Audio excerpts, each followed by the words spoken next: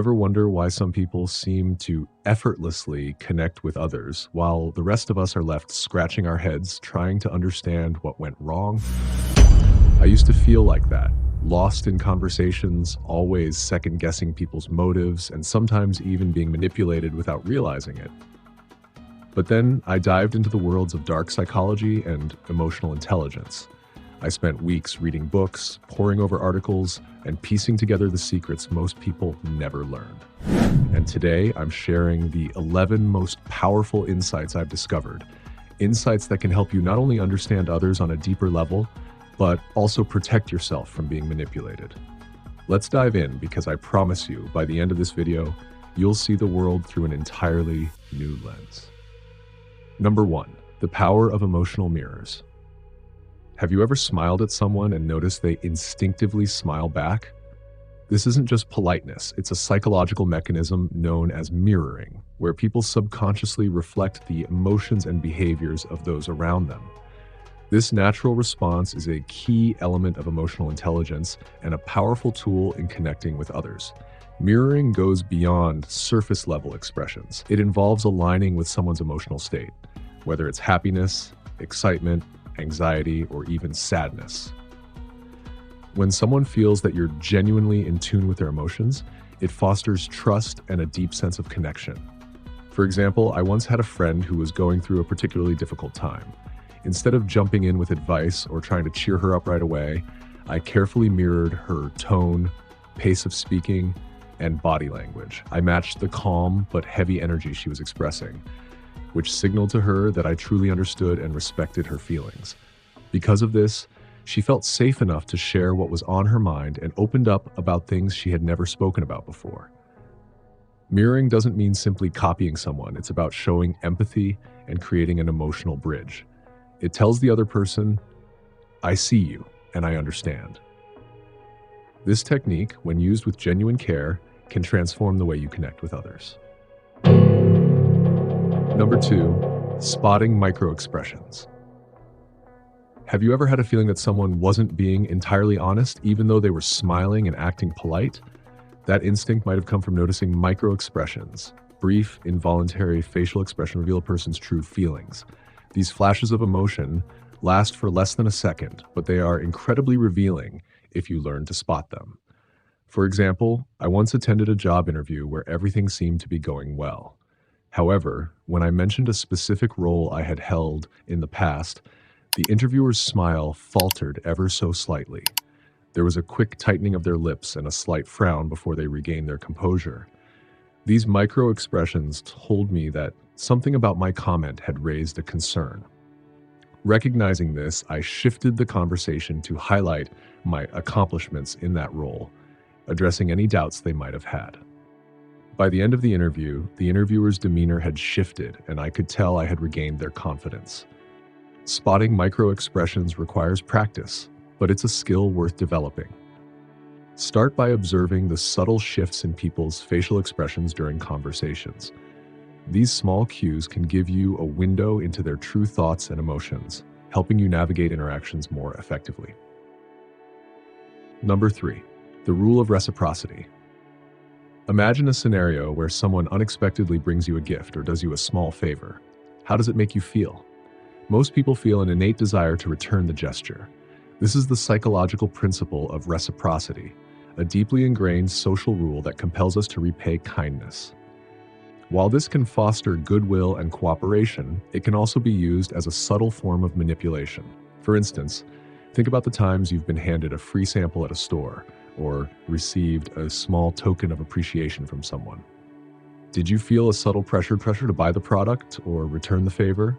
This is reciprocity in action. While it's often harmless, some individuals use this principle to influence others for their own benefit. I remember an acquaintance who unexpectedly helped me with a minor task. Later, they asked for a favor that was far more significant than what they had done for me. While I felt obligated to agree at the time, I realized later that the initial help was a calculated move to create that sense of obligation. Understanding reciprocity helps you recognize when someone's intentions might not be entirely genuine. The next time someone does something for you, pause and consider whether their gesture is altruistic or a strategy to gain influence over you. Number 4, understanding emotional triggers. We all have emotional triggers, specific topics, events, or situations that provoke strong emotional responses. These triggers are often rooted in past experiences, personal insecurities, or deeply held values. Recognizing and understanding someone's triggers can be a powerful way to connect with them on a deeper level. For example, I have a friend who often felt ignored, or undervalued in group conversations. I noticed that she would become quiet and withdrawn when others dominated the discussion. To support her, I made a conscious effort to involve her by asking for her opinions and actively listening when she spoke. This small gesture not only strengthened our friendship, but also boosted her confidence in social settings. On the flip side, understanding triggers can also be exploited for manipulation. Advertisers, for instance, often tap into people's insecurities to sell products. They might highlight flaws or fears to trigger an emotional response, making you more likely to buy their solution. Being aware of emotional triggers, both your own and others, helps you navigate interactions more thoughtfully. It allows you to build stronger connections while protecting yourself from being manipulated. Number 5, the art of asking the right questions. Not all questions are created equal. Some questions barely scratch the surface, while others invite deeper reflection and reveal someone's true thoughts and feelings. Mastering the art of asking the right questions can transform your conversations and relationships. For example, imagine asking a colleague, "Do you like your job?" While this question might get a simple yes or no response, it doesn't offer much insight. Instead, if you ask, "What motivates you in your work?" you're inviting them to share their passions, challenges, and aspirations. This kind of question opens the door to a richer, more meaningful discussion. I experienced this firsthand with a coworker who seemed reserved and disengaged. When I asked her open-ended questions like, "What's your biggest goal in this role?" or "What inspires you to keep going?" she began to open up. I learned about her personal challenges, her dreams, and what truly mattered to her. Not only did this strengthen our professional relationship, but it also gave me a better understanding of how to support her.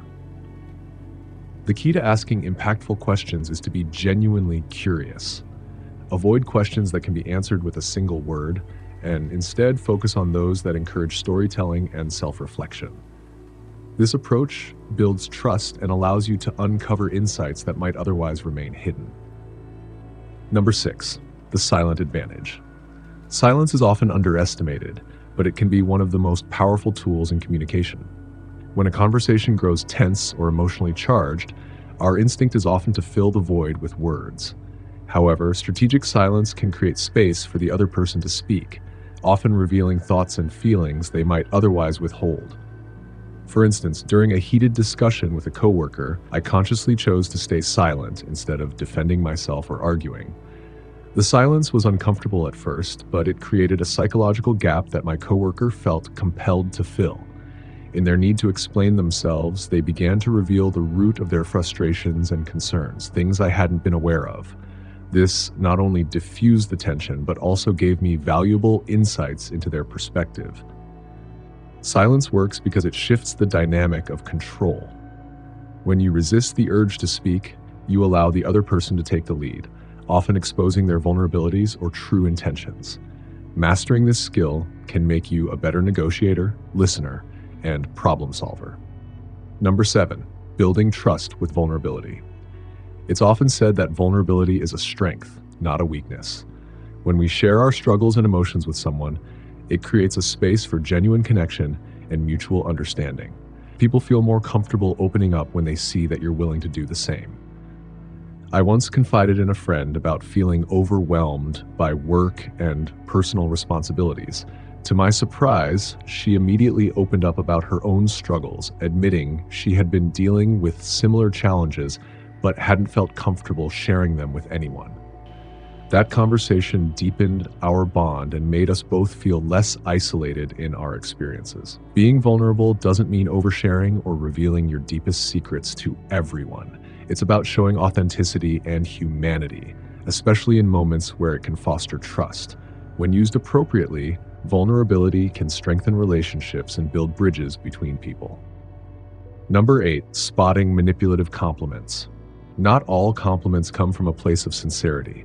Some are carefully crafted to manipulate or influence you by appealing to your ego. Recognizing when flattery is being used as a tool is crucial to protecting yourself from hidden agendas. For example, someone once told me, "You're so much smarter than everyone else here. I bet you could fix this problem in no time." At first, it felt good to hear such praise, but I soon realized their compliment was designed to shift responsibility onto me and make me take on a task they didn't want to handle. By appealing to my ego, they hoped I wouldn't question their motives. Manipulative compliments often exaggerate your qualities or compare you to others to make you feel special. The next time someone flatters you, take a moment to assess their intentions. Are they being genuine, or are they trying to steer you toward a specific action? This awareness can help you avoid falling into traps. Number 9, the power of saying less. The more you talk, the more you reveal, and sometimes that can work against you. In conversations, especially in negotiations or conflicts, saying less gives you the advantage of retaining control. I learned this lesson during a negotiation for a freelance project. Early on, I used to explain too much about my work process and pricing, unintentionally giving the other party room to negotiate me down. However, when I started to practice brevity, I noticed a shift. By stating my terms clearly and then remaining silent, I left the ball in their court. The silence often made them feel pressured to respond, and I gained the upper hand. Saying less doesn't mean being uncommunicative or evasive. It's about being deliberate with your words. When you speak less, you project confidence and leave less room for others to exploit your information. Number 10, understanding the need for control. Some people have an inherent need to dominate others, whether emotionally, socially, or professionally. Recognizing these patterns in someone's behavior is key to protecting yourself and maintaining your boundaries. I once worked under a boss who had a knack for making me feel like I constantly owed them something. They would remind me of past favors or frame every request as though it were for my benefit. It wasn't until I stepped back and analyzed their behavior that I realized this was a form of emotional control. They thrived on keeping me in a state of obligation and guilt. Once I identified this dynamic, I began setting firm boundaries. I learned to say no politely but assertively and stopped feeling guilty for not always meeting their expectations. This not only reduced their influence over me, but also empowered me to stand up for myself in other areas of my life. Understanding someone's need for control allows you to navigate these relationships with clarity. It gives you the tools to protect yourself without becoming defensive or confrontational. Number 11, mastering empathy without losing yourself. Empathy is a beautiful and necessary skill, but it can also become overwhelming if you don't set boundaries. Being deeply attuned to others' emotions is a gift, but taking on their pain as your own can leave you emotionally drained and unable to help effectively. I used to absorb the emotions of those around me, whether it was a friend's sadness or a coworker's frustration. Over time, this constant emotional burden left me feeling exhausted and anxious. It wasn't until I discovered the concept of detached empathy that I learned how to strike a balance. Detached empathy means understanding and acknowledging someone's emotions without letting them consume you. For example, when a friend was going through a breakup, I listened attentively and offered support without internalizing their pain. Instead of carrying their sadness, I focused on being a steady source of comfort and guidance. By practicing empathy in this way, you can help others while maintaining your own emotional well-being. It allows you to be compassionate without losing yourself in the process, ensuring that you're always able to show up fully for both yourself and those around you. Understanding others isn't just about building better relationships. It's about unlocking a new level of control and clarity in your life. Think about it. When you truly grasp what motivates people, what drives their actions, and even what they might be hiding, you're no longer at the mercy of misunderstandings or manipulation. You step into a position of power, a place where you can navigate any social situation with confidence and purpose. I've been where you are, curious but maybe overwhelmed by how complex people can be. But let me tell you, These 11 insights are a game changer. They've helped me build stronger friendships, avoid toxic relationships, and even gain the upper hand in challenging situations. And if you apply just one or two of these techniques, you'll start to notice the world around you in a completely different way. You'll recognize when someone is being authentic and when they're trying to pull the wool over your eyes. You'll find yourself connecting with people on a deeper level and spotting manipulation before it even starts. It's like unlocking a superpower you didn't know you had. But here's the thing, knowledge is only the beginning. What matters is how you use it. So I want to challenge you. Pick one of the 11 strategies we talked about today. Just one. And try it out this week. Observe how people respond, how your conversations change, and how your understanding of others grows. I promise you, the results will surprise you. And hey, if something really clicks or you find yourself experiencing a breakthrough, come back and share it in the comments. I'd love to hear your story and learn from you too. After all, we're all on this journey together, trying to make sense of the fascinating, complex, and sometimes messy world of human behavior. If you enjoyed this video, don't forget to hit that like button. It really helps the channel grow and reach more people like you who are hungry for deeper insights. And if you haven't already, subscribe and tap the notification bell. I'm constantly researching, filtering, and sharing the best strategies and ideas to help you level up your life. So let's keep this conversation going. Drop a comment, share this video with someone you think needs to hear it, and let's keep unlocking the mysteries of the human mind together. Thank you for watching, and I'll see you in the next video.